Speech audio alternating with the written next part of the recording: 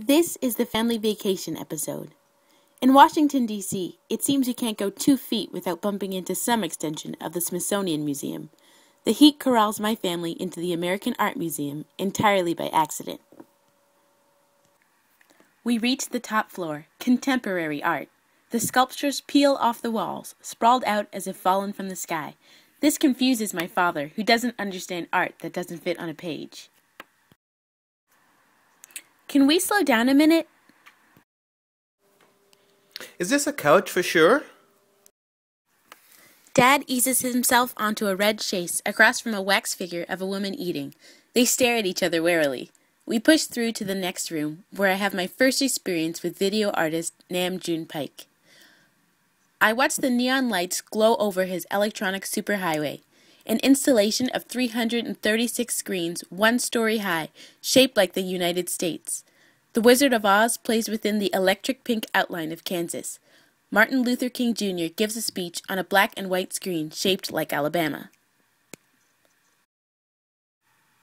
I take this to mean that TV is everything, and everything is TV.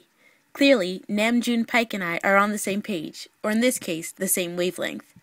A red alarm cuts above the garbled voices from the screens as Dad gets too close to the display. Mom hurries us out the way she does when we are rushing to beat a commercial break. In the adjacent room, quiet this time, a clunky wooden box set sits on a plain white pedestal. For a minute, I think someone has broken it, but this is it. A break from the script. A single TV in the middle of an empty white room, humming to itself softly. The caption reads, Zen for TV, Nam June Paik's minimalist response to television's constant display of everything. In its place, a white pixel horizon, and a hum so soft I wanted to crawl inside it. I feel like I could stay there forever, and somehow I have. Television is where I'd learn theme songs and punchlines, the order of the planets, and how cold New York was in the winter. I have lived episodically. In the one with the big screen, the first thing our family set up after the basement renovation was the new TV.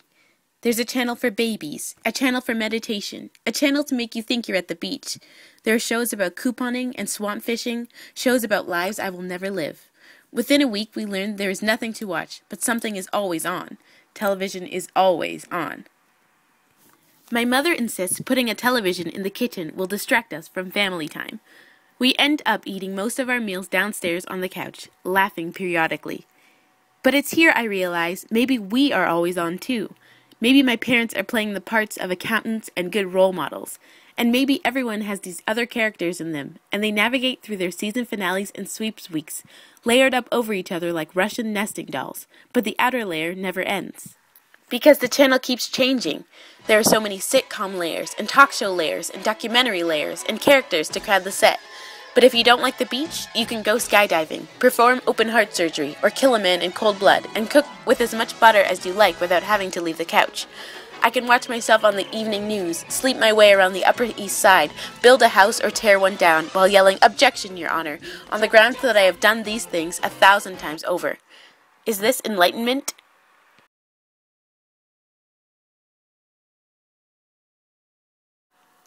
Cut to Interior, American Art Museum, day.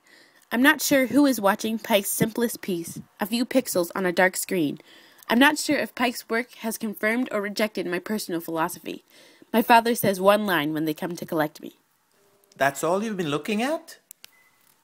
Cue the laugh track. We are looking at a flat line. I've been standing there too long. The American Art Museum is empty and cold. I follow my dad out, anxious for the heat found out on F Street. I no longer think Paik and I are on the same page.